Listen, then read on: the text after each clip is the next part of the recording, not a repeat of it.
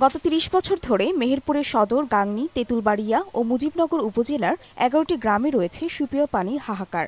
পানির ব্যবস্থা না থাকায় গ্রামের মানুষের একমাত্র ভরসা এখন ডোবা ও বিলের নোংরা পানি।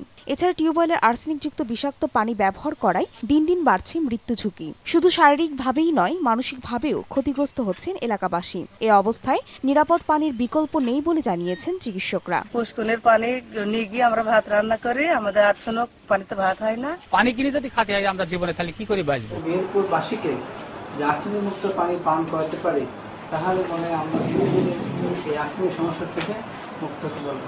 সম্প্রতি আলমপুর গ্রামে Australia infinity water treatment plant নামের একটি প্রতিষ্ঠান ১.৫ কোটি টাকা ব্যয়ে সুপেয় পানির প্ল্যান্ট স্থাপন করে। কিন্তু ট্রিটমেন্ট প্ল্যান্ট দিয়ে নিরাপদ পানি ব্যবস্থা করা হলেও তা পর্যাপ্ত নয়।